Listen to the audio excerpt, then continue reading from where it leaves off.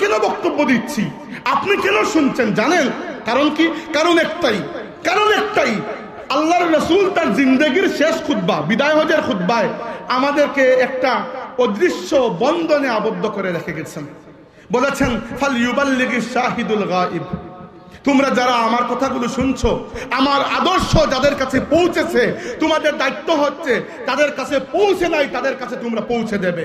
কতটুকু ইয়া রাসূলুল্লাহ? বলেছেন, বাল্লিগু আন্নি ওয়ালাউ আয়াতান, একটি আয়াত যদি পারো আমার পক্ষ থেকে পৌঁছে দাও। এই দায়িত্বগুলো পালন করার জন্য আমাদের ওয়াজ নসিহত, মসজিদ, মাদ্রাসা, খানকা সবকিছু, এই জন্য আমরা আমাদের নবীর কর্মী, আমরা দায়িত্ব পালন করতে এসেছি। প্রথমত আমরা এটি জেনে নেই যে আল্লাহ কুরআনুল কারীমে ইসলামকে আমাদের সামনে কিভাবে পরিচয় করিয়ে দিয়েছেন। আল্লাহ রাব্বুল আলামিন পবিত্র কুরআনুল কারীমে ইসলামকে পরিচয় করিয়ে দিয়েছেন দ্বীন হিসাবে। দ্বীন অর্থ হচ্ছে একটি পরিপূর্ণ জীবন ব্যবস্থা। যারা আমরা দ্বীন অর্থ ধর্ম করি, এই অর্থ আজ থেকে ভুলে যান। দ্বীন অর্থ ধর্ম নয়, দ্বীন একটি পরিপূর্ণ জীবন ব্যবস্থা। যখন এটি পরিপূর্ণ থাকবে তখন এটি আছে, আর যখন পরিপূর্ণ থাকবে না তখন সেটি নাই। সহজ হিসাব। দ্বীন কি সেটি বোঝানোর জন্য আমি একটি উদাহরণ আপনাদের সামনে দেই, এরপরে আমরা দেখব যে এই দ্বীন দুনিয়ার বুকে বাস্তবায়ন কিভাবে করতে হয় এবং আল্লাহর হাবিব সাল্লাল্লাহু আলাইহি ওয়াসাল্লাম কিভাবে সেটি করেছেন। আপনি কল্পনা করুন একটি 6তলা বিল্ডিং, একটি 6তলা বিল্ডিং কল্পনা করুন। এই 6তলা বিল্ডিং হচ্ছে একটি জীবন ব্যবস্থা ধরলাম। এর সবচেয়ে নিচের যে ফ্লোর, গ্রাউন্ড ফ্লোর যাকে আমরা বলি, সেটি হচ্ছে আকীদা, বিশ্বাস। 2 নম্বর ফ্লোর হচ্ছে আমল, ইবাদত, বন্দেগী ইত্যাদি। 3 নম্বর ফ্লোর হচ্ছে রীতিনীতি, উদযাপন ইত্যাদি। 4 নম্বর ফ্লোর হচ্ছে সামাজিক বিধিবিধান। 5 নম্বর ফ্লোর হচ্ছে অর্থনৈতিক বিধিবিধান।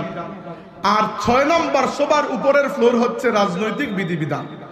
এই 6টি মিলে পরিপূর্ণ জীবন ব্যবস্থা হয়। অর্থাৎ একজন মানুষ তার পুরো জীবনে এই 6টি ক্ষেত্রে কাজ করে। এবার আসেন প্রথম থেকে।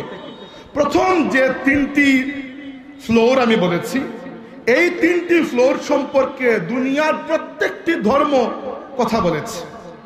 যেমন আকীদা, বিশ্বাসে আসুন, আমাদের মূল আকীদা হচ্ছে আশহাদু আল্লা ইলাহা ইল্লাল্লাহু ওয়াহদাহু লা শারীকা লাহু ওয়া আশহাদু আন্না মুহাম্মাদান আবদুহু ওয়া রাসূলুহু। এটি আমাদের মৌলিক আকীদা। অর্থাৎ আল্লাহ ছাড়া কোনো মাবুদ নাই, আল্লাহ একা এবং তার কোনো শরীক নাই, আর মুহাম্মদ সাল্লাল্লাহু আলাইহি ওয়াসাল্লাম আল্লাহর বান্দা এবং তার রাসূল। তাইলে আমাদের আকীদার বুনিয়াদী অংশ হচ্ছে আল্লাহ ছাড়া কোনো মাবুদ নাই। একই রকমের আকীদা দুনিয়ার সব ধর্মে রয়েছে, কিন্তু আকীদাগুলো ভিন্ন ভিন্ন। হিন্দু ধর্মের আকীদা অনুযায়ী খুদার সংখ্যা 1 জন নয়, বহু বেশি। খ্রিস্টান ধর্মে হিসাব করা হয় 3 জন। আবার যারা আগুনের পূজা করে তারা হিসাব করে খুদা হচ্ছেন প্রথমে 2 জন, নিচে আর উপরে আরেকজন। আবার বৌদ্ধ ধর্মে খুদার কনসেপ্ট সেটি অন্য ধরনের।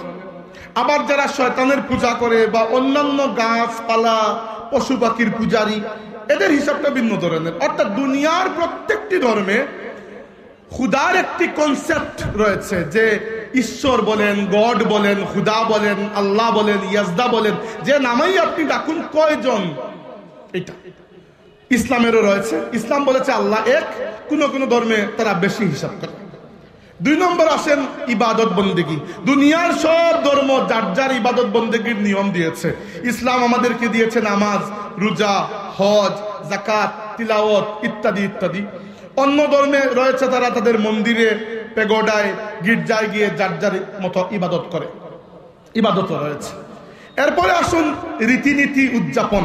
দুনিয়ার সব ধর্মে এটি বলে দেওয়া হয়েছে যে বাচ্চা জন্ম হওয়ার পরে কি করবে। আমরা আকিকা করি, কেউ অন্য কিছু করে। আবার বিয়ে শাদীর সময় কি করবে, আমাদের আকীদা অনুযায়ী বিয়ে শাদীর সময় ইজাব কবুল হয়। হিন্দু ধর্মে আগুনের পাশ দিয়ে 7 বার চক্কর দেওয়া হয়। দুনিয়ার সব ধর্মে যার যার নিয়ম রয়েছে।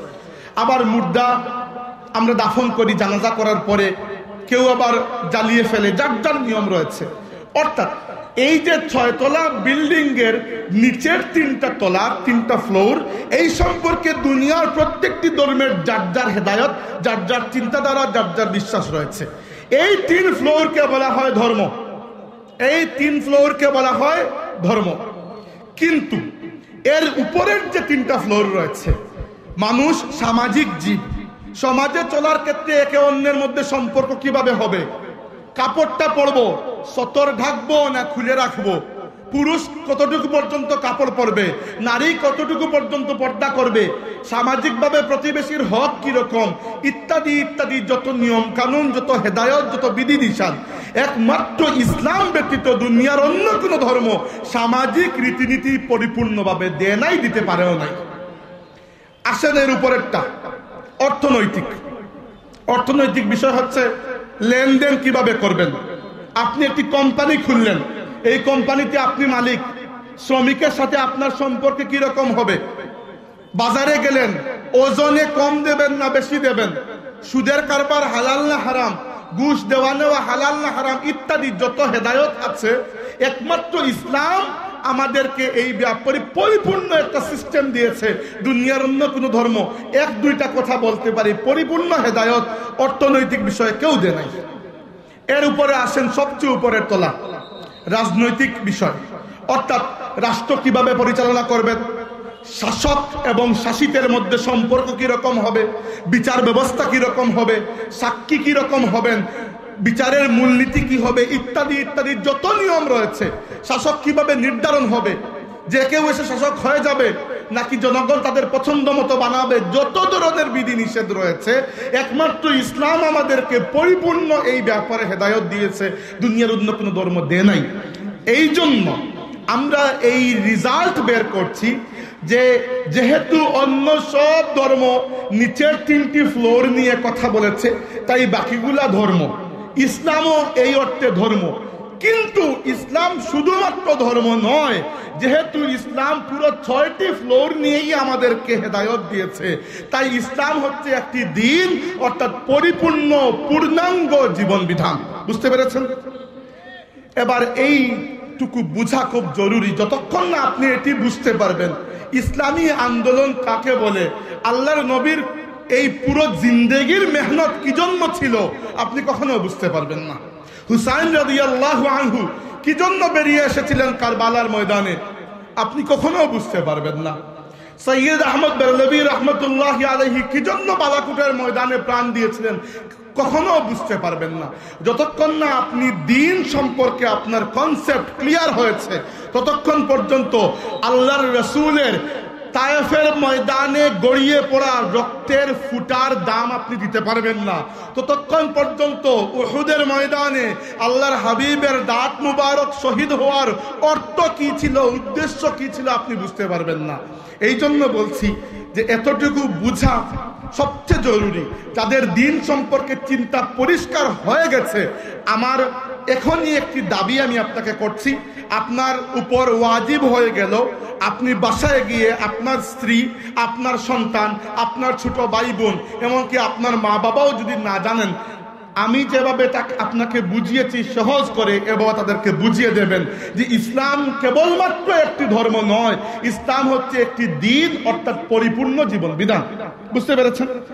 এবার আল্লাহ রাব্বুল আলামিন কুরআনুল কারীমে আমাদেরকে বলেছেন, আফাতুমিনুনা বিবাদিল কিতাবি ওয়া তাকফুরুনা বিবাদ, তোমরা কি আমার কিতাবের একটা অংশকে মানো আর একটাকে অস্বীকার করো।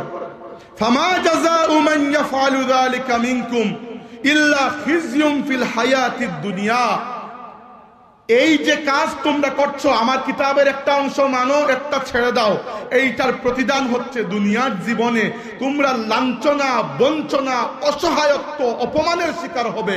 ওয়া ইয়াউমাল কিয়ামাতি ইউরাদ্দুনা ইলা আশাদ্দিল আযাব, আর কিয়ামতের ময়দানে তোমাদেরকে কঠিন আযাবের মধ্যে আল্লাহ প্রবেশ করাবেন। এবার আপনি যদি দেখুন কুরআন শরীফে যে হেদায়েত আল্লাহ দিয়েছেন, এর মধ্যে অর্ধেক হেদায়েত আমরা মানি না।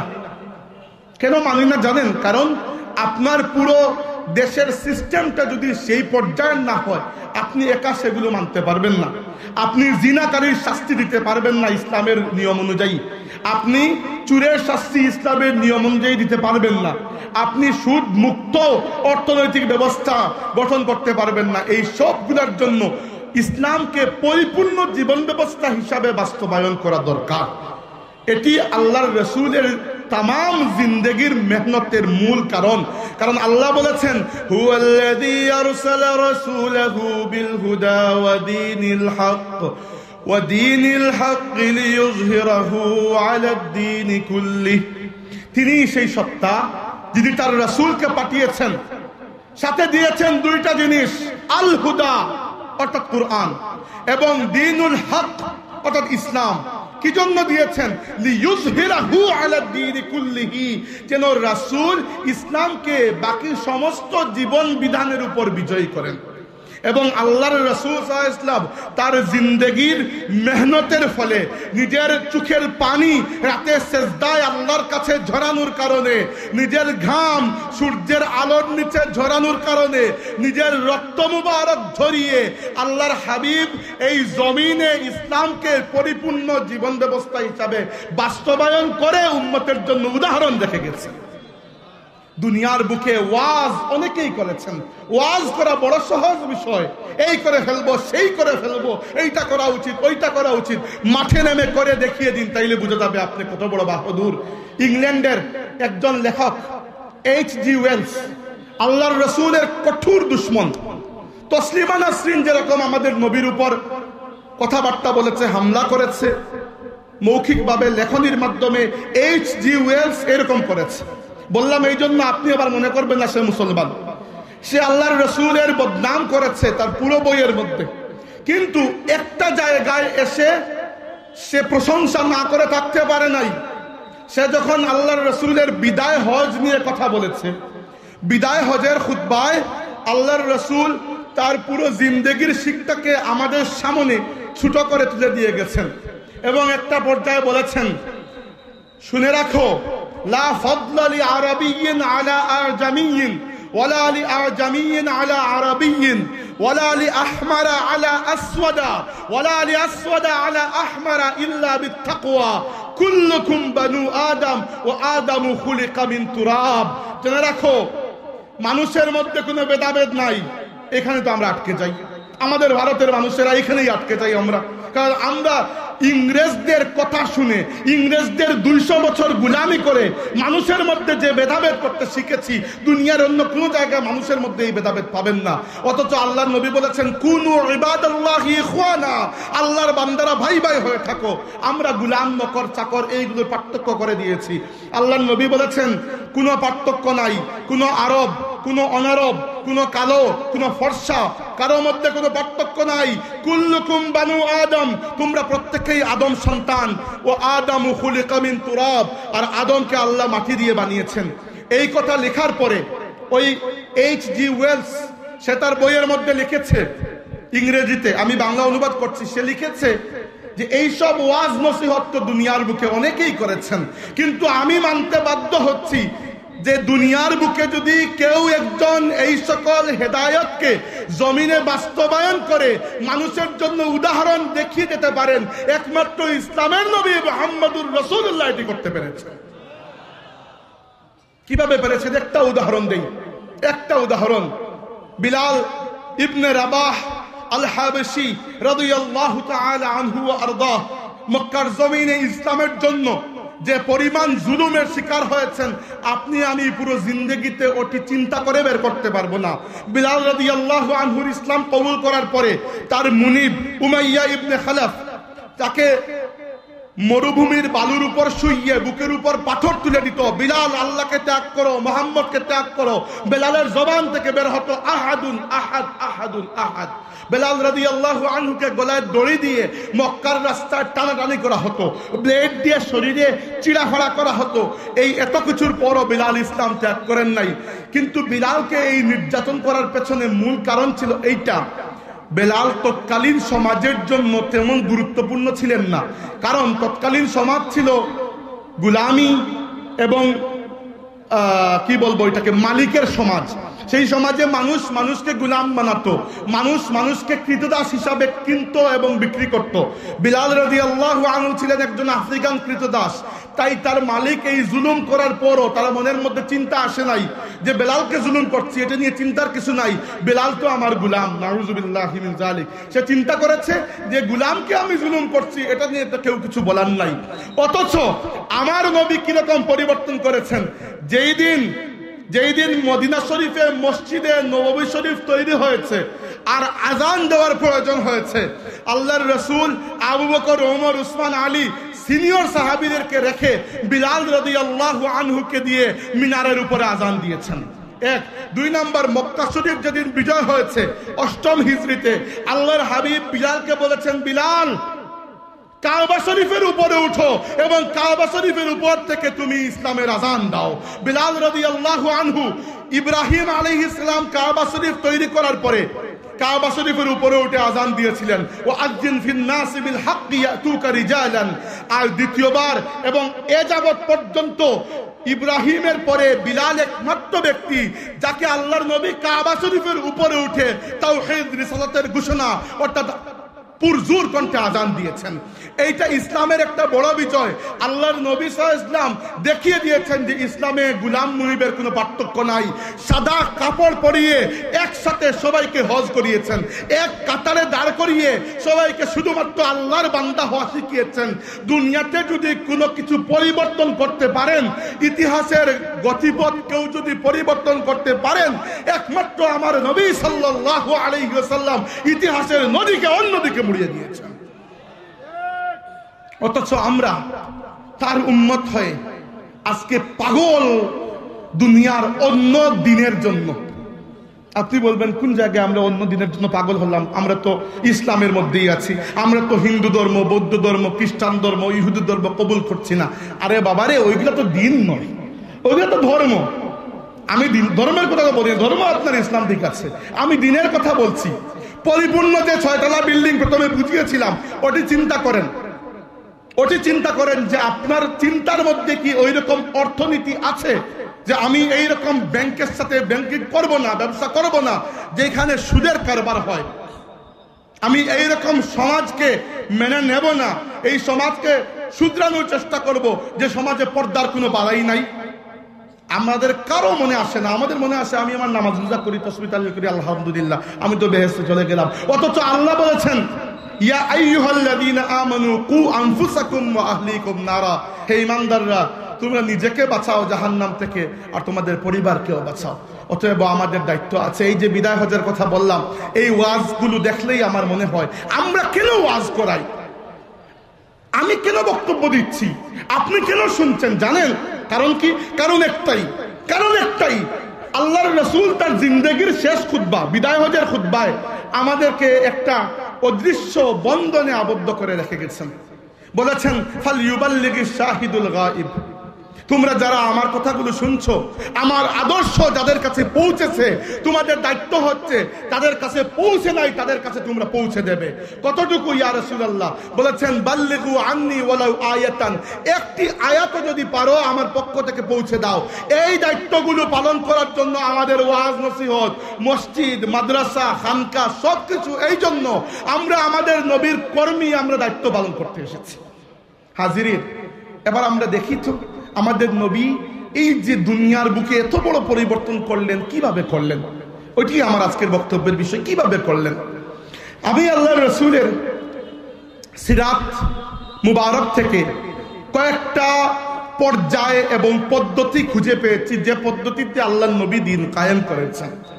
এই পদ্ধতিগুলো বলবো, তার আগে এবং তার সাথে কুরআন শরীফের রেফারেন্স আমি আপনাদেরকে দেব। প্রথমে আসুন, রাসূলুল্লাহ সাল্লাল্লাহু আলাইহি ওয়াসাল্লাম যখন মক্কা শরীফের জমিনে ইসলামের দাওয়াত শুরু করেছেন, সাথে দুনিয়ার কোনো মানুষ ছিল না, আল্লাহর নবী একা দাঁড়িয়েছেন প্রথমে, এবং একজন করে। আমি একটা উদাহরণ দিই, তুলনা করবেন না, উদাহরণ দিচ্ছি। একটা সেলাই করা হয় মেশিনের মাধ্যমে, কোনো কষ্ট নাই, ওই যে পা দিয়ে বাড়ি দিয়ে সেলাই হয়ে যায়। আরেকটা হচ্ছে হাত দিয়ে, প্রত্যেকটা আপনি যে বুনন করছেন প্রত্যেকটা আপনার মনে আছে কিভাবে করছেন, হাত দিয়ে করছেন। একইভাবে আল্লাহর রাসূল সাল্লাল্লাহু আলাইহি ওয়াসাল্লাম এরকম ইসলাম বাস্তবায়ন করেন নাই, যে একদিন গিয়ে এক জায়গায় ওয়াজ করেছেন না সারা দুনিয়ার মানুষ লা ইলাহা ইল্লাল্লাহু মুহাম্মাদুর রাসূলুল্লাহ পড়ে মুসলমান হয়ে গেছে। না, আমার নবীর জিন্দেগি একটা বড় অংশ মক্কা শরীফে ইসলামের দাওয়াত দিয়েছেন, আরেকটা বড় অংশ মদিনা শরীফে। মক্কা শরীফে 13 বছর, মদিনা শরীফে 10 বছর। মক্কা শরীফের 13টি বছর আল্লাহর নবী ইসলামের দাওয়াত দিয়েছেন। মক্কার মানুষের সংখ্যা 15 থেকে 20 হাজারের মতো, অথচ 13 বছর মুহাম্মাদুর রাসূলুল্লাহর দাওয়াতে মাত্র 125 থেকে 30 জন মানুষ ইসলাম কবুল করেছে, এত কম। আর মদিনা শরীফে যাওয়ার পরে অবস্থা এইরকম, 9 নম্বর বছরে সাহাবীদের সংখ্যা 1.25 লক্ষের উপরে ছাড়িয়ে গিয়েছিল। ইসলামী আন্দোলনে এইগুলা বোঝা যায় না, আল্লাহ কোন সময় কার মাধ্যমে কি রং ফুটাবেন। রাসূলুল্লাহ শুরু করেছেন একজন হিসাবে এবং বলেছেন বাদা আল ইসলামু গরীবান, ইসলাম শুরু হয়েছিল গরীব অবস্থায়, অপরিচিত, অখ্যাত, কেউ জানতো না, এরকম অবস্থায়। ওয়াসায়াউদু কামা বাদা গরীব, আর ইসলাম যেভাবে গরীব অবস্থা শুরু হয়েছিল, একদিন এমন অবস্থা আসবে দুনিয়ার বুকে ইসলাম আবার গরীব হয়ে যাবে। কখন? আজকের যুগে এত মুসলমান, তবুও দুনিয়াতে মুসলমানদের রক্তের ইজ্জত নাই। এই জিনিসটা আমাকে সবচেয়ে বেশি ব্যথা দেয়। যদি আমরা সংখ্যায় সারা পৃথিবীর মধ্যে 2 কোটি মানুষ হতাম, দুঃখ ছিল না ভাই। পৃথিবীর জনসংখ্যা 750 কোটি, তার মধ্যে মুসলমানদের সংখ্যা 6 ভাগের 1 ভাগ, প্রায় 170 কোটির উপরে। 700 কোটির 750 কোটির মধ্যে 170 কোটির উপরে মুসলমান, তবুও দুনিয়ার বুকে মুসলমানদের রক্ত নিয়ে ছিনিমিনি খেলা হয়, অথচ মুসলিম বিশ্বের নেতারা আরামের ঘুম ঘুমিয়ে আছে। এরা নড়ে না।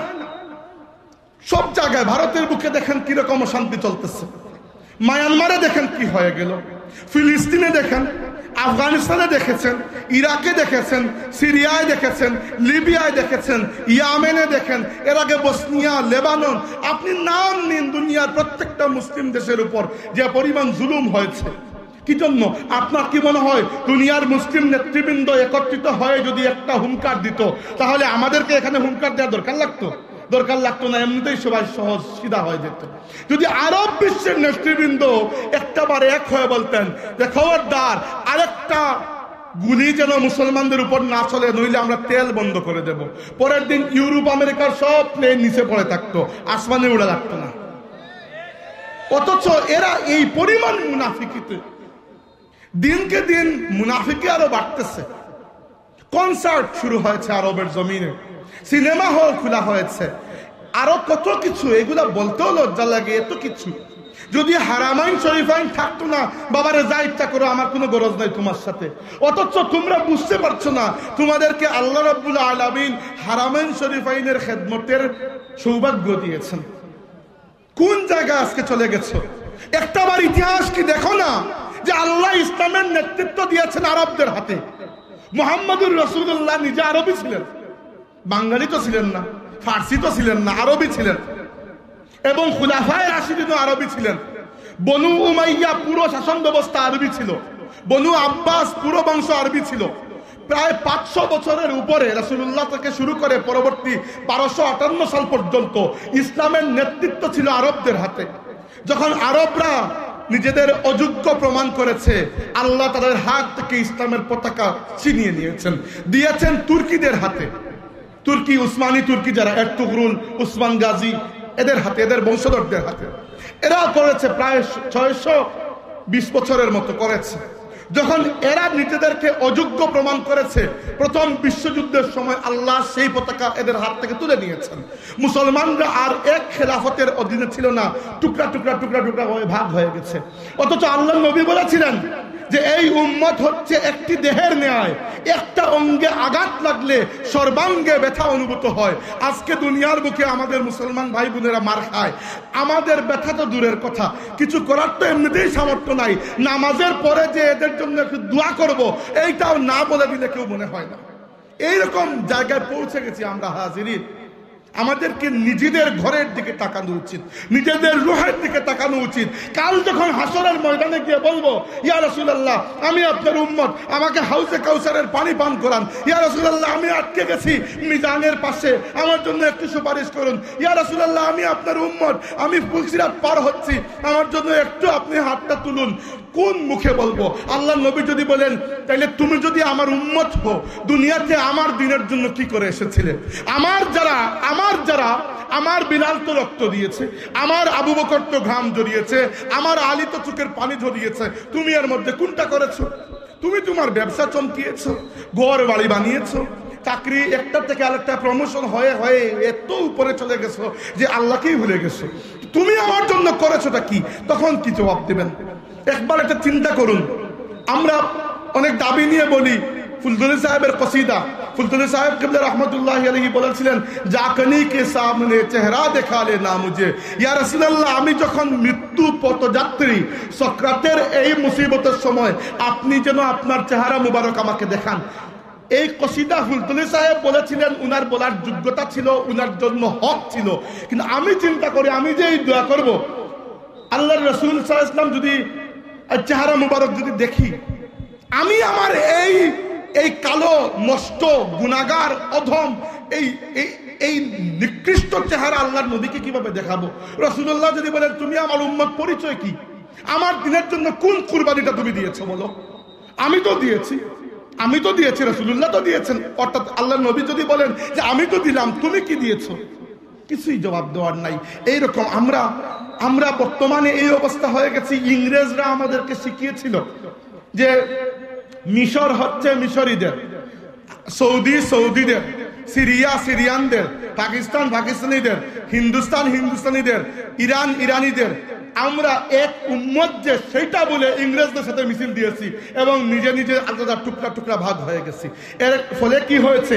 যদি একত্রে থাকতাম শক্তি থাকতো। আজ ভাগ ভাগ হয়ে গেছি, যে ইচ্ছা আমাদেরকে পায়ের নিচে মারিয়ে দিয়ে যায়।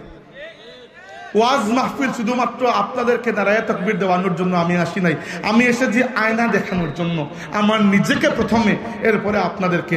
যদি কথাগুলো মনে লাগে, একটাবার রাতে ঘুমার সময় চিন্তা করবেন যে কিয়ামতের দিন, আচ্ছা রব তো আমারও রব, মালিক, রবকে আমি রব মাফি করে দিলেন, ধরলাম, আল্লাহর নবী সাল্লাল্লাহু আলাইহি ওয়াসাল্লামকে কিভাবে মুখ দেখাবো? রাসূলুল্লাহ যদি বলেন যে আমার চাচা হামজা রাদিয়াল্লাহু আনহুকে উহুদের ময়দানে যেভাবে শহীদ করা হয়েছে এবং তার দেহ মুবারক যেভাবে বিকৃত করা হয়েছে, সেইটা তোমরা চোখে দেখলে বেহুশ হয়ে যেতে, তোমরা কি করেছো? এতটুকু তো তোমাদের কাছে কেউ চাচ্ছেও না। আমরা বলি আল্লাহর নবীর মহব্বতে প্রাণ দিয়ে দিব। আরে ভাই, প্রাণ দেওয়া তো পরের কথা, আপনি আল্লাহর নবীর মহব্বতে ফজরের নামাজটাও পড়তে পারতেছেন না, প্রাণ কোন জায়গা থেকে দেবেন আমাকে বলুন একবার।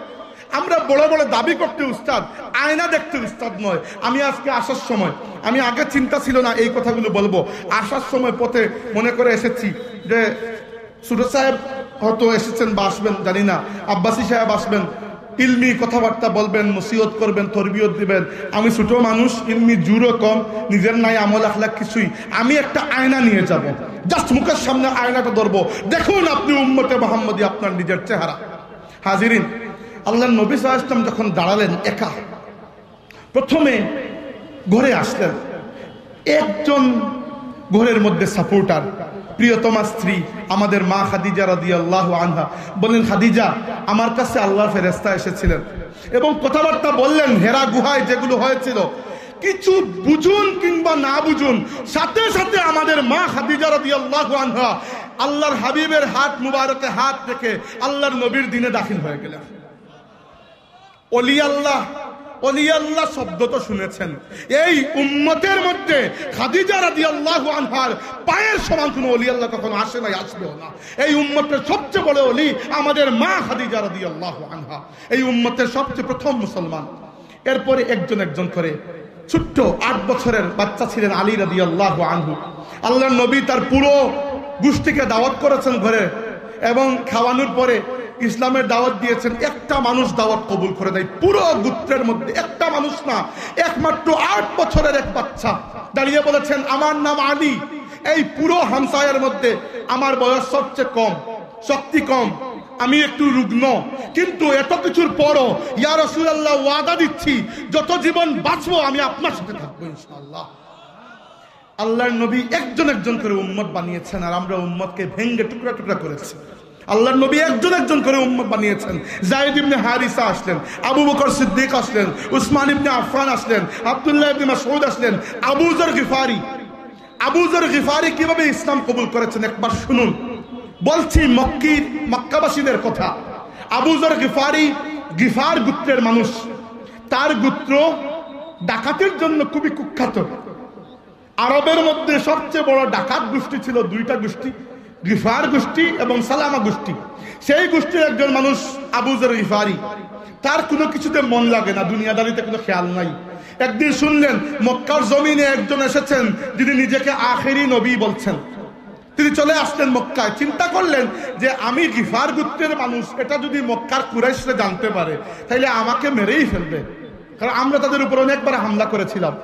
রাতের অন্ধকারে লুকিয়ে আল্লাহর বান্দা এসে কাবা শরীফের গিলাফের মধ্যে ঢুকে পড়লেন। অনেকদিন থাকলেন সেখানে, দেখলেন কাউকে পরিচিত পাওয়া যায় কিনা যে নবীর সাথে সাক্ষাৎ করাতে পারবে। একদিন বের হয়ে আল্লাহর নাম নিয়ে একজনকে ধরলেন এবং বললেন একটা গোপন কথা বলবো আপনাকে। এখানে একজন নবীকে জানি নিজেকে দাবি করছেন, উনাকে আপনি আমার সাথে একটু মিলিয়ে দেবেন। তিনি বললেন হ্যাঁ দেব। তো আবু যর গিফারি জিজ্ঞাসা করলেন আপনার নাম কি? উনি বলেন আমার নাম হচ্ছে আবু বকর। ঠিক জায়গা মতো আসছেন আর কি, আল্লাহ নিয়ে এসেছেন। আল্লাহ নবীর কাছে নিয়ে গেলেন, ইসলাম কবুল করলেন। রাসূলুল্লাহ জিজ্ঞাসা করলেন তোমার নাম? তিনি বললেন আবু যর গিফারি। তুমি গিফার গোত্রের? ইয়া রাসূলুল্লাহ তুমি মক্কায় কি করে আসলে? মক্কাবাসী দেখে নাই, তোমাকে মারে নাই? তিনি বললেন ইয়া রাসূলুল্লাহ এসে লুকিয়ে পড়েছিলাম। কোন জায়গায়? কাবা শরীফের গিলাফের মধ্যে। আল্লাহ নবী অবাক হয়ে জিজ্ঞাসা করলেন কাবা শরীফের গিলাফের মধ্যে তুমি লুকিয়েছিলে কতদিন? তিনি বললেন ইয়া রাসূলুল্লাহ 1 মাস আমি এই গিলাফের মধ্যে লুকিয়েছিলাম। রাসূলুল্লাহ জিজ্ঞেস করলেন খাওয়া দাওয়া কিভাবে করলে? তিনি বললেন কিছুই করি নাই। রাতে যখন অন্ধকার সবাই ঘুমিয়ে পড়তো, আমি চুপি চুপি বের হয়ে জমজমের কূপে যেতাম, পেট ভরে জমজমের পানি পান করে আসতাম, ক্ষুধা মিটে যেত। দেখেন আমরা বাই বর্ন মুসলিম। আমার মা মুসলমান, আমার নানা মুসলমান, নানিও মুসলমান, এদিকে বাবা মুসলমান, দাদা মুসলমান, দাদিও মুসলমান, পরদাদা পুরো গোষ্ঠী মুসলমান। আমার তো কিছুই করা লাগে না ইসলামের জন্য। এই জন্য আমি ভয় পাই যে কিয়ামতের দিন মুসলমান পরিচয় দিয়ে আল্লাহর নবীর সামনে দাঁড়াতে পারবো কিনা। যদি জিজ্ঞাসা করেন মুসলমান যে তুমি, পরিচয়টা কি? খালি খতনা তো পরিচয় নাই রে ভাই। আর কিয়ামতের দিন খতনা থাকবেও না। আল্লাহ রাসূল বলেছেন ইউহশারুন নাসু ইয়াউমাল কিয়ামাতি হুফাতান উরাতান গুরলা। কিয়ামতের ময়দানে মানুষকে হাজির করা হবে খালি পা, খালি গা, খতনাবিহীন অবস্থায়। তাহলে খতনা যেটা আপনার একমাত্র মুসলমানের পরিচয়, সেটাই থাকবে না সেদিন। এমন কিছু করে যান ভাইয়েরা। ফুলতুলি সাহেব কেবলা কোরআন শরীফের যে খেদমত করেছেন, এই এক খেদমত করে আল্লাহ নবীর সামনে উজ্জ্বল মুখ নিয়ে দাঁড়াতে পারবেন আমার বিশ্বাস। এরকম কিছু একটা করে যান ভাইয়েরা। কিছু চলুন আমরা মিলে আজকে এখান থেকে ওয়াদা করে উঠি যে কিছু একটা করব, এবং করব আল্লাহর নবীর পদ্ধতিতে। হ্যাঁ, রাসূলুল্লাহ সাল্লাল্লাহু আলাইহি ওয়াসাল্লাম 100 করতে বলেছেন, 100 করেছেন। আমি হয়তো 2 করতে পারবো কিংবা 3। তবে যা করব আল্লাহর নবীর পদ্ধতিতে করব, নিজের বানানোর পদ্ধতিতে নয়। আল্লাহর নবী কি করেছেন বলি? এইরকম একজন মুসলমান অর্থাৎ দাওয়াত দিচ্ছেন ইসলামের। যারা দাওয়াত পেয়ে লাব্বাইক ইয়া রাসূলুল্লাহ বলে এসেছে, 2 নম্বর স্টেজে আল্লাহর নবী যা করেছেন এদেরকে সংঘবদ্ধ করেছেন। যারা ইসলাম কবুল করেছিল এদেরকে ছেড়ে দেন নাই যে যার যার ইচ্ছা যা ইচ্ছা করো গিয়ে। না, আমার জানার নিচে থাকো, আমার রহমতের বাহুর নিচে থাকো। আমি আল্লাহর রহমত হয়ে এসেছি, আমার কাছে সংঘবদ্ধ হয়ে থাকো। 2 নম্বর স্টেজে আল্লাহর নবী এদেরকে সংঘবদ্ধ করেছেন, এবং সংঘবদ্ধ দাওয়াতের ফলাফল দেখেন। আমি একটা উদাহরণ দিই। জান্নাতের সুসংবাদ প্রাপ্ত সাহাবী কয়জন? 10 জন। আশারা মুবাশশারা, তাই না? আপনারা কি বিশ্বাস করবেন এই 10 জনের মধ্যে 6 জন সাহাবী শুধুমাত্র আবু বকর রাদিয়াল্লাহু আনহুর দাওয়াতে ইসলাম কবুল করেছেন। এইটা হচ্ছে সংঘবদ্ধ হয়ে কোনো কাজ করার, এইটা হচ্ছে সংগঠন, এইটা হচ্ছে জামাত, আহলে সুন্নাত ওয়াল জামাত। আমরা আহলে সুন্নাত ওয়াল জামাত, তাই না? বড় মুখে দাবি করি। আহলে সুন্নাত ওয়াল জামাত অর্থটা কি? আহলে সুন্নাত অর্থ হচ্ছে যারা আল্লাহর নবী সাল্লাল্লাহু আলাইহি ওয়াসাল্লামের সুন্নতকে জীবনের একটা সিলেবাস হিসাবে গ্রহণ করে এবং আল্লাহর নবীর সুন্নত অনুযায়ী কুরআনকে ব্যাখ্যা করে। কারণ বাতিল ফিরকা যারা কুরআনুল কারীমকে মনোক্তি ব্যাখ্যা করে নিজেও গুমরাহ হয়, মানুষকেও গুমরাহ করে। আর আমরা আল্লাহর নবীর সুন্নত অনুযায়ী কুরআনুল কারীমকে ব্যাখ্যা করি, এই জন্য আমরা আহলে সুন্নত। এবার জামাত অর্থ কি? জামাত মানে তো সংগঠন। কিসের সংগঠন বুঝলাম না। সংগঠনটা হচ্ছে সাহাবায়ে কেরামের সংগঠন। এখানে জামাত দ্বারা উদ্দেশ্য হচ্ছে আল্লাহর রাসূলের সাহাবায়ে কেরামের যে জামাত, এদের যে আকীদা বিশ্বাস, যে উদ্দেশ্য আদর্শ ছিল, আমরাও সেই আকীদাকে গ্রহণ করেছি, আমাদের জীবনকেও আমরা সেই উদ্দেশ্য আদর্শ অনুযায়ী পরিচালিত করতে রাজি হয়েছি। তাই আল্লাহর নবীর সুন্নত এবং সাহাবায়ে কেরামের জামাতের আকীদা, এই দুটি মিলিয়ে আমরা আহলে সুন্নতে রাসূল এবং আহলে জামাতে সাহাবা, সংক্ষেপে আহলে সুন্নাত ওয়াল জামাত, আরো সংক্ষেপ করলে সুন্নি। বুঝতে পেরেছেন? তাইলে সাহাবায়ে কেরামের জামাত, আমরা বলি আমরা উম্মত। আল্লাহর নবী প্রথমে উম্মত বানান নাই, প্রথমে জামাত বানিয়েছেন। উম্মত হয়েছে মদিনায় যাওয়ার পরে, 2-4 জন 100 মানুষকে নিয়ে তোর উম্মত হয়ে না। প্রথমে জামাত বানিয়েছেন এবং যখন সংঘবদ্ধ করেছেন, করার পরে কি করেছেন? 3 নম্বর স্টেজে আল্লাহর নবী এদেরকে তালিম তরবিয়ত দিয়েছেন এবং এমন তালিম তরবিয়ত দিয়েছেন যেন এরা এতটুকু শক্ত মজবুত ইমানদার হয় যে বেলালের মতো জুলুম এদের উপর যদি করা হয় এরা ইসলাম ত্যাগ না করে। দারুল আরকাম, মক্কা শরীফে ছোট্ট একটা ঘর ছিল। একজন সাহাবী ছিলেন যায়েদ ইবনে আরকাম রাদিয়াল্লাহু আনহু, উনার বাবা, উনিও সাহাবী। যায়েদ ইবনে আরকাম রাদিয়াল্লাহু আনহু, উনার বাবা আল্লাহর নবীকে বললেন, ইয়া রাসূলুল্লাহ, আমার ঘরের পাশে ছোট্ট একটা রুম আছে, এবার আপনি তো আমাদেরকে নিয়ে বসবেন, কোরআনের তালিম দেবেন, নামাজ শিখাবেন, আল্লাহর মারিফত আমাদেরকে দিবেন, সোহবত দিবেন, তালিম তরবিয়ত তাজকিয়া করবেন, কোথায় করবেন? একটা ছোট্ট ঘর দিয়ে দিলাম, ওইখানে বসুন। ইসলামে আজকে কত বড় বড় মাদ্রাসা, আমি দুনিয়ার বহু দেশে সফর করেছি, বিশাল বড় বড় মাদ্রাসা দেখেছি, ভারতে দেখেছি, উজবেকিস্তানে, মিশরে, সৌদি আরবে, ইন্দোনেশিয়ায়, মালয়েশিয়ায়, বিভিন্ন দেশে দেখেছি। অথচ আমার মনে হয় যে ওই প্রত্যেকটি মাদ্রাসা আল্লাহর নবীর প্রতিষ্ঠিত সেই দারুল আরকামের একটা শাখা। 12 জন 15 জন মানুষ, জানেন আমি এত মানুষের সামনে আজকে ওয়াজ করছি, কত হাজার মানুষ হবে এখানে। আমার নবী 12 জন 13 জন মানুষকে সামনে বসিয়েছেন, আল্লাহর পরিচয় দিয়েছেন, নিজের পরিচয় দিয়েছেন, শিখিয়েছেন এবং সুবহানাল্লাহ কি শেখানোটা শিখিয়েছেন। একটা উদাহরণ দেই, খাব্বাব ইবনুল আরাত রাদিয়াল্লাহু আনহু, উনি একজন গোলাম ছিলেন, অর্থাৎ কৃতদাস ছিলেন। উনার মুনিব ছিল এক মহিলা। যখন শুনলো উনি ইসলাম কবুল করেছেন, তাকে বলল যে খাব্বাব তুমি নিজে আগুন জ্বালাও। তিনি নিজের হাতে আগুন জ্বালালেন, কারণ মুনিবের আদেশ তো পালন করতেই হবে, তৎকালীন সিস্টেম এরকম। তিনি তাকিয়ে তাকিয়ে দেখছেন দাউ দাউ করে আগুন জ্বলছে, তিনি জানেন এই আগুনে তাকেই পুড়তে হবে। বলল, আগুন যখন নিভে গেল, জ্বলন্ত কয়লা, লাল টকটকা জ্বলন্ত অঙ্গার বিছানো, বলল যে হয় ইসলাম ত্যাগ করবে, হয় আল্লাহ এবং রাসূলকে ত্যাগ করবে, নইলে কাপড় খুলে এটার উপর শুয়ে থাকতে হবে। খাব্বাব ইবনুল আরাত রাদিয়াল্লাহু আনহু চুপ করে নিজের জামাটা খুলে রেখে পিঠ দিয়ে সেই অঙ্গারের উপর শুয়ে পড়লেন। চামড়া জ্বলে, চর্বি গলে পড়ে ওই আগুন ঠান্ডা হয়েছিল। মানুষ একদিনে এরকম হয়ে যায়, নাউজুবিল্লাহ সুম্মা নাউজুবিল্লাহ। একটা কথা বলি, খাব্বাব রাদিয়াল্লাহু আনহু কি পাগল ছিলেন? তার কি ব্যথা লাগতো না? কি জন্য? কারণটা কি? আমি আর কিছুই খুঁজে পাই নাই। আমি পেয়েছি যে আল্লাহর নবী সাল্লাল্লাহু আলাইহি ওয়াসাল্লাম আল্লাহ এবং রাসূলের ইশকের এমন একটা আগুন ভিতরে জ্বালিয়ে দিয়েছিলেন যে আগুনের কাছে বাইরের আগুনগুলো ঠান্ডা মনে হয়েছে তার কাছে। ইব্রাহিম আলাইহিস সালাম আগুনে পড়েছেন, আগুন তাকে পোড়াতে পারে নাই, কারণ আল্লাহর ইশকের আগুন ভেতরে আগ থেকেই জ্বলতেছে, বাইরের আগুন তো কোনো ডিগ্রি হিসাবই নাই। তার উপর তো আল্লাহ রাব্বুল আলামিন এমনিতেই আগুনকে ঠান্ডা করে দিয়েছেন, সেটি তো অবশ্যই। এটা বলছিলাম, খাব্বাব ইবনুল আরাত রাদিয়াল্লাহু আনহু এমন কে ছিলেন? আমার মনে হয় মুসআব ইবনে উমাইর রাদিয়াল্লাহু আনহু হেঁটে আসছেন, আল্লাহর রাসূল তাকে দেখলেন, চোখ দিয়ে পানি পড়তে শুরু করলো। সাহাবীরা বললেন, ইয়া রাসূলুল্লাহ কি জন্য কাঁদেন? আল্লাহর নবী বললেন, দেখো মুসআবকে, এই বাচ্চাকে আমি সেই দিন থেকে চিনি যেদিন এই বাচ্চা মক্কার মধ্যে সবচেয়ে ধনী বাচ্চা ছিল। তার জন্য আলাদা করে বিদেশ থেকে কাপড় পারফিউম এগুলো নিয়ে আসা হতো। তার বাবা চাচা তাকে এত আদর যত্ন করতো যেভাবে এক রাজকুমারকে করা হয়। যেই দিন আমার হাতে হাত রেখে লা ইলাহা ইল্লাল্লাহু মুহাম্মাদুর রাসূলুল্লাহ পড়েছে, তার আপন চাচা এবং মা তাকে শেকল দিয়ে বন্দি করে রেখে দিয়েছে, খাবার দিত না। কোনো মতে নিজেকে ছাড়িয়ে এনেছেন। আসার পথে নিজের আপন চাচা এবং নিজের মা তার শরীর থেকে সব কাপড় চোপড় পর্যন্ত রেখে দিয়েছে, কিছুই নিয়ে আসতে দেয় নাই। উলঙ্গ অবস্থায় ঘর থেকে বেরিয়ে বাইরে একটি বস্তা পেয়েছেন, এইটি পরেছেন, এটি পরে বাকি জিন্দেগি কাটিয়েছেন।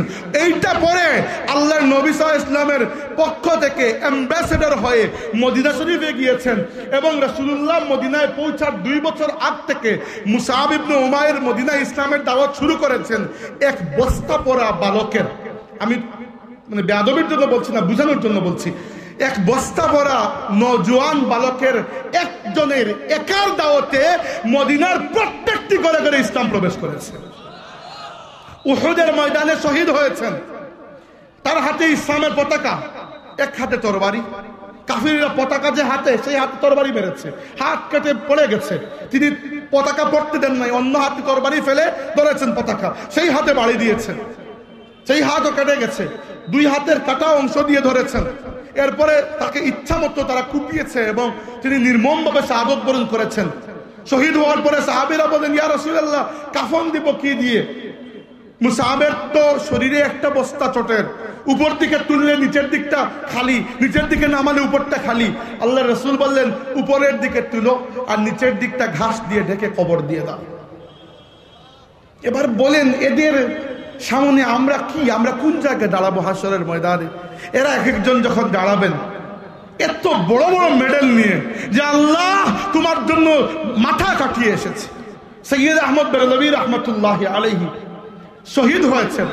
শহীদ হওয়ার পর তার মাথা কাটা হয়েছে এবং তার মাথা এক জায়গায় কবরস্থ করা হয়েছে, বাকি দেহ কাশ্মীরের কুনহার নদীতে ভাসিয়ে দেওয়া হয়েছে। আজ পর্যন্ত তো আমরা জানি না ওনার দেহ কোন জায়গায়। আল্লাহর রাসূলের আরেক সাহাবী আসিম রাদিয়াল্লাহু আনহু, উনাকে এমনভাবে শহীদ করা হয়েছে, এগুলো বলার মতো না ভাইয়েরা। হাজিরিন, আল্লাহর নবী সাল্লাল্লাহু আলাইহি ওয়াসাল্লাম কি করলেন? 3টা কাজ, আমি বেশি লম্বা করবো না। 3টা কাজ করলেন। প্রথমে কি করলেন? ইসলামের দাওয়াত দিলেন। শুনেন, এগুলো আমাদেরকে এরকম কাজ করতে হবে। ইসলামের দাওয়াত দিয়েছেন। 2 নম্বর, দাওয়াত শুনে যারা এসেছে তাদেরকে রাসূলুল্লাহ ছড়িয়ে ছিটিয়ে রাখেন নাই, বরং সংঘবদ্ধ করে, জামাতবদ্ধ করে রেখেছেন। 3 নম্বর, এদেরকে খালি রাখেন নাই, তালিম তরবিয়ত দিয়েছেন এবং ভেতরে ঈমানের নূর পয়দা করেছেন। 4 নম্বর যা করেছেন সেটি হচ্ছে সবর করতে শিখিয়েছেন। মক্কার জমিনে এত জুলুম সাহাবীদের উপর, খুদ আল্লাহর রাসূলের উপর এতটুকু জুলুম করা হয়েছে, রাসূলুল্লাহ সাল্লাল্লাহু আলাইহি ওয়াসাল্লাম সিজদায় গিয়েছেন। আবু জাহেল নির্দেশ দিয়েছে যে কেউ একজন যাও, মরা উটের পচা নাড়ি বুড়ি এনে তার মাথার উপর দিয়ে দাও। উকবা ইবনে আবু মুঈদ লানাতুল্লাহি আলাইহি, সে গিয়ে মরা উটের নাড়ি বুড়ি এনে আল্লাহর হাবিব সাল্লাল্লাহু আলাইহি ওয়াসাল্লামের মাথা মুবারকের উপর দিয়ে দিয়েছে। সাহাবীদের কেউ ছিলেন না, ফাতিমা রাদিয়াল্লাহু আনহা ছোট মেয়ে, উনি এসে এগুলো সরিয়েছেন। জমজমের কূপের পাশে বাবাকে নিয়ে গেছেন, পরিষ্কার করেছেন। আপনারা জানেন রাসূলুল্লাহ সাল্লাল্লাহু আলাইহি ওয়াসাল্লাম যখন নামাজ পড়তে দাঁড়িয়েছেন, আবু জাহেল পেছন থেকে চাদর জড়িয়ে গলার মধ্যে টাইট করে ধরে হত্যা করতে চেয়েছিল। আপনারা তো জানেন বিলাল রাদিয়াল্লাহু আনহু, আম্মার ইবনে ইয়াসির, আব্দুল্লাহ ইবনে মাসউদ, খাব্বাব ইবনুল আরাত, সুহাইব আর রুমি প্রমুখ প্রমুখ সাহাবী, কয়জনের নাম বলবো? মক্কার জমিনে এইরকম জুলুম, অথচ আল্লাহ নির্দেশ দিয়েছেন হাত উঠানো যাবে না। কারণ ইসলামী আন্দোলনের নিয়ম হচ্ছে প্রথম দিকে উত্তেজিত হওয়া যাবে না। প্রথম দিকে উত্তেজিত হওয়া গেলে ফল পাকা লাগে, পেড়ে ফেললে কিছুই নেই। আর ইসলামী আন্দোলনের নিয়ম হচ্ছে আপনি দিনী দাওয়াত দিয়ে যান, যারা আসে এদেরকে তারবিয়ত দিন, পাকাপোক্ত করুন। যতক্ষণ না বিশাল জনগোষ্ঠী এদের জেহেনের মধ্যে এবং এদের আমলের মধ্যে আপনি ইসলামকে বাস্তবায়ন করতে না পেরেছেন, ততক্ষণ খামাখা চিল্লাইয়া আর হুট করে একটা জায়গা বের হয়ে কোনো লাভ হয় না।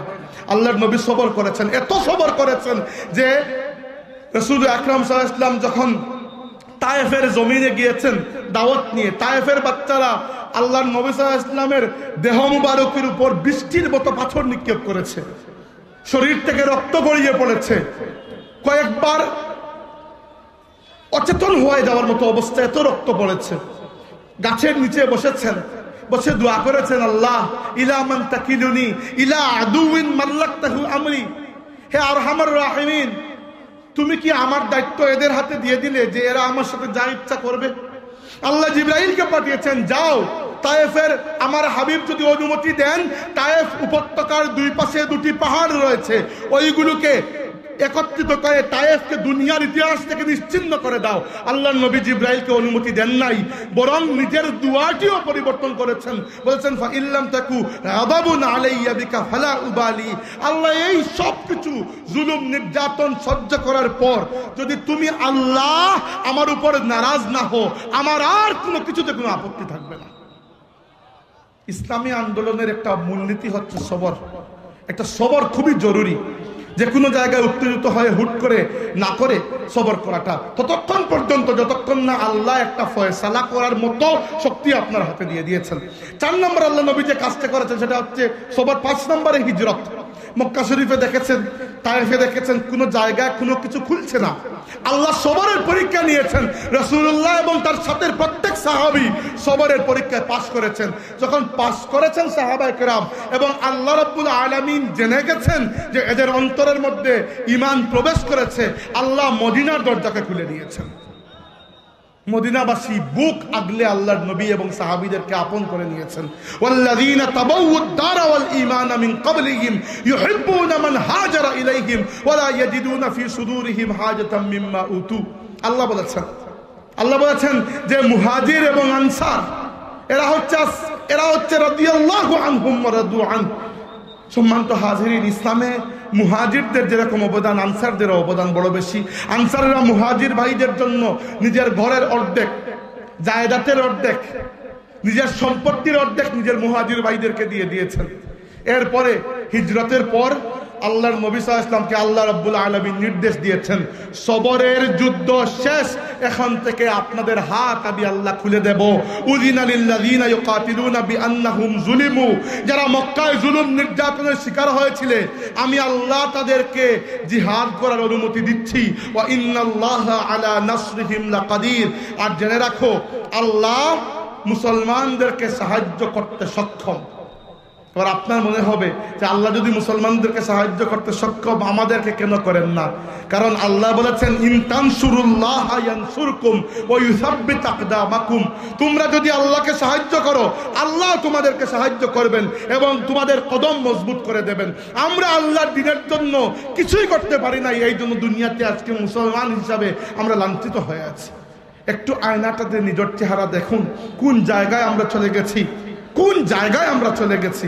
আমরা মুহাম্মদুর রাসূলুল্লাহর উম্মত ছিলাম, আমাদেরকে আল্লাহ এত শান দিয়েছিলেন। আল্লাহর নবী বলেছেন যে জান্নাতীদেরকে আল্লাহ রাব্বুল আলামিন 120টা কাতারে সারিবদ্ধ করবেন, এর মধ্যে 40 কাতার বাকি সমস্ত উম্মত আর 80 কাতার একা আমার উম্মতে পরিপূর্ণ হয়ে যাবে। রাসূলুল্লাহ বলেছেন নাহনুল আখিরুন আল আউয়ালুন, আমরা দুনিয়াতে আসার ক্ষেত্রে সবার শেষ এবং জান্নাতে যাওয়ার ক্ষেত্রে সবার প্রথমে। কোন জায়গায় মর্যাদা ছিল। এরপরে রাসূলুল্লাহ জিহাদের মাঠে গিয়েছেন এবং সেখানেও সাহাবায়ে কেরামের কুরবানি।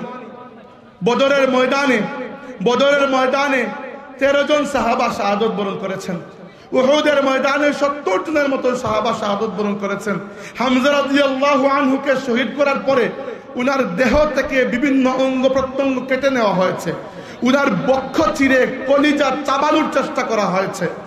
হাজিরিন, আল্লাহর হাবিব সাল্লাল্লাহু আলাইহি ওয়াসাল্লাম এই দৃশ্য দেখে এত কষ্ট পেয়েছেন যে রাসূলুল্লাহ সাল্লাল্লাহু আলাইহি ওয়াসাল্লাম কেঁদেছেন এবং হামজা রাদিয়াল্লাহু আনহুর উপর আল্লাহর নবী সাল্লাল্লাহু আলাইহি ওয়াসাল্লাম 70 বার তাকবীর দিয়ে জানাজা আদায় করেছেন। মদিনার আনসারদের ত্যাগ কুরবানির সীমা নাই। ইসলামের জন্য তারা যেগুলো করেছেন, একটা উদাহরণ দিয়ে আর লম্বা করব না। মদিনার আনসার যারা ইসলামের জন্য সব কিছু ব্যয় করে দিয়েছেন, হুনাইনের যুদ্ধের পরে মুসলমানরা অনেক গনিমতের সম্পদ হাতে পেয়ে গেলেন। আল্লাহর নবী গনিমত বন্টন করছেন, সব দিয়ে দিচ্ছেন মক্কাবাসী মুহাজির এবং মুসলিম যারা, এদেরকে। মদিনার আনসারদেরকে আল্লাহর রাসূল একটা কিছুই দেন নাই। মদিনার আনসারদের মধ্যে চিন্তা যে আল্লাহর নবী সাল্লাল্লাহু আলাইহি ওয়াসাল্লাম কি আমাদেরকে ভুলে গেছেন, আমাদেরকে কি কিছু দেবেন না? ওই সংবাদ রাসূলুল্লাহর কাছে চলে গেল। আল্লাহ নবী বললেন, জমাও, আমার মদিনার আনসার যারা আছে তাদেরকে আমার কাছে জমাও। জমানো হলো। জিজ্ঞাসা করলেন, তোমরা কি এটা বলেছো যে আমি সবাইকে দিচ্ছি, তোমাদেরকে দিচ্ছি না? তারা বলেন, ইয়া রাসূলুল্লাহ, দেখে আমাদের এটা মনে হয়েছে। আল্লাহ নবী বলেন, হ্যাঁ মদিনার আনসাররা, এটা জেনে রাখো যে তোমাদেরকে আমি এত বেশি মহব্বত করি, দুনিয়ার সমস্ত মানুষ যদি এক রাস্তা দিয়ে চলে আর আমার মদিনার আনসাররা অন্য রাস্তা দিয়ে চলে, আমি মুহাম্মদুর রাসূলুল্লাহ আমার আনসারদের রাস্তা দিয়ে যাব। তোমরা জেনে রাখো, আজকে এই ময়দান থেকে বাকি সব মানুষ গনিমতের সম্পদ, কেউ উট, কেউ ভেড়া, কেউ বকরি, কেউ যুদ্ধের সামান নিয়ে বাড়িতে যাবে, আর তোমরা মদিনার আনসাররা আমি মুহাম্মদুর রাসূলুল্লাহকে নিয়ে তোমাদের বাড়িতে যাবে। আনসাররা এক বাক্যে বললেন, রাদিনা বিল্লাহি রাব্বা ওয়া বিল ইসলামি দীনা ওয়া বিমুহাম্মাদিন সাল্লাল্লাহু আলাইহি ওয়াসাল্লাম নবিয়্যান ওয়া রাসূলা। আল্লাহর নবী সাল্লাল্লাহু আলাইহি ওয়াসাল্লাম এই যে বাহিনী রেখে গেছিলেন, মদিনার আনসার, মক্কার মুহাজির এবং যারা নতুন মুসলমান, আল্লাহর রাসূল দুনিয়া থেকে বিদায় নেওয়ার মাত্র 17 বছরের মধ্যে পৃথিবীর বর্তমান তিনটা মহাদেশে ইসলাম বিজয়ী শক্তি হিসাবে পৌঁছে সেই তিনটা মহাদেশে আল্লাহর নামের পতাকা উত্তোলন করেছে। আলহামদুলিল্লাহ। এবার একটু নিকট অতীতে কথা বলে শেষ করব। আমরা কারা? আমরা তো আল্লাহর রাসূলের উম্মত। এরপরে আমরা এলাকার হিসাব করলে আমরা হচ্ছি সেই জাতি যাদের হাতে পরবর্তীতে ইনশাআল্লাহ যাদের হাতে পরবর্তীতে আল্লাহ ইসলামের পতাকা তুলে দেবেন বলে আমার বিশ্বাস। কি জন্য বললাম? আমাদের অতিথিকে চলে আসছেন, আচ্ছা ওনাকে নিয়ে আসুন। আল্লাহর নবী সাল্লাল্লাহু আলাইহি ওয়াসাল্লাম, দুঃখিত, আমি যেটা বলছিলাম যে এই পৃথিবীতে প্রথমে ইসলামের নেতৃত্ব ছিল আরবদের হাতে, পরে ছিল কিন্তু তুর্কিদের হাতে। এরপরে কারা আসছে? হিসাব করলে দেখা যায় এরপরে আমাদের দক্ষিণ এবং মধ্য এশিয়ার মানুষরা আসে। আল্লাহর নবী সাল্লাল্লাহু আলাইহি ওয়াসাল্লাম সুসংবাদ দিয়েছেন যে যখন ইমাম মাহদী আলাইহিস সালাম দুনিয়াতে আসবেন, ইয়াখরুজু নাসুম মিনাল মাশরিকি ইউআত্তিউনা লিল মাহদী ইয়ানি সুলতানাহু। আল্লাহর খলিফা মাহদী যখন দুনিয়াতে আসবেন, পূর্ব দিক থেকে মানুষ যাবে এবং তাকে গিয়ে সাহায্য করবে। সম্মানিত হাজিরিন,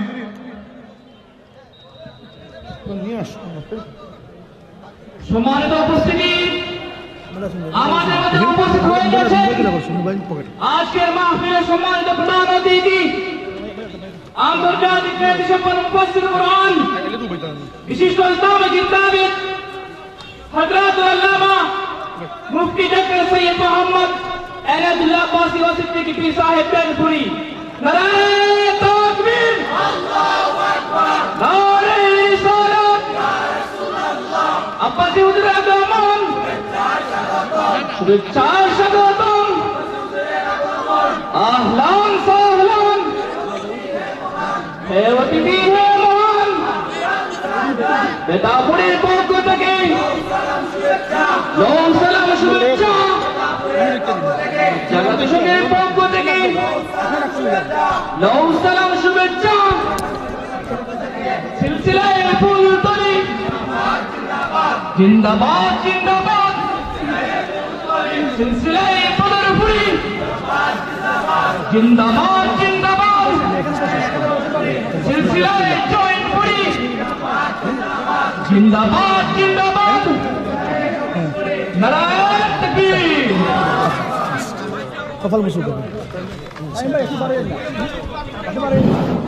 সম্মানিত হাজিরিন, আলহামদুলিল্লাহ, আমাদের আজকের মাহফিলের সম্মানিত অতিথি আল্লামা মুফতি ডক্টর সৈয়দ এনায়েতুল্লাহ আব্বাসী হাফিজাহুল্লাহ তাআলা আমাদের মধ্যে তাশরীফ এনেছেন।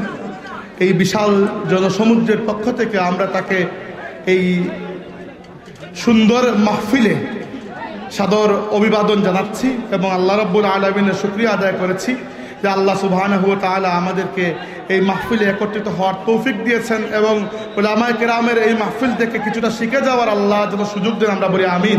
হাজিরিন, আপনারা বসে যান। এত ঝগড়া কিসের ভাই? ভাই শুনেন, আমাদেরকে তাকান, এত কি হয়েছে? আপনারা যদি সবাই এখানে গড়ের মধ্যে প্রবেশ করতে চান পারবেন না তো? ইসলামের পতাকা তুলে দেবেন আমাদের হাতে। কি জন্য? আল্লাহ রাব্বুল আলামিন প্রথমে দিয়েছেন আরবদের হাতে, একটা সময় পার হয়েছে, তারা যত সময় পর্যন্ত যোগ্যতা ছিল তারা ইসলামের পতাকা বহন করেছে। এরপরে ওয়া ইন তাতাওয়াল্লাউ ইস্তাবদিল কওমান গায়রাকুম, এরপরে দিয়েছেন তুর্কিদের হাতে, ওয়া ইন তাতাওয়াল্লাউ ইস্তাবদিল কওমান গায়রাকুম। কিন্তু আমার বিশ্বাস এর পরবর্তীতে আল্লাহ দেবেন আপনাদের হাতে। এবার আপনারা চিন্তা করে দেখুন প্রস্তুত আছেন কিনা। কি জন্য বলছি, একটা কথা বলে শেষ করছি। কি জন্য বলছি, একটা হাদিস থেকে এবং একটা ঐতিহাসিক প্যারামিটার থেকে আমি বলছি কথাটা। হাদিসটা হচ্ছে আল্লাহর নবী সাল্লাল্লাহু আলাইহি ওয়াসাল্লাম বলেছেন, সহিহ হাদিস, ইয়াখরুজু নাসুম মিনাল মাশরিকি ইউআতিউনা লিল মাহদি ইয়ানি সুলতানাহু।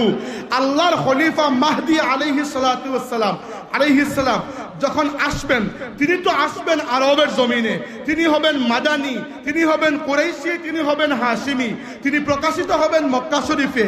কিন্তু আরবদের মধ্যে এতটুকু ঈমান থাকবে না যে ইমাম মাহদিকে সাহায্য করবে। আল্লাহর নবী ইশারা দিয়ে দেখিয়েছেন, পূর্ব দিক থেকে আমার উম্মত আসবে, এরা এসে এই জমিনে মাহদির সেনাবাহিনী গঠন করবে এবং মাহদির খলিফা খেলাফতকে আমার পূর্ব দিকের উম্মতটা প্রতিষ্ঠা করবে। বলুন আলহামদুলিল্লাহ।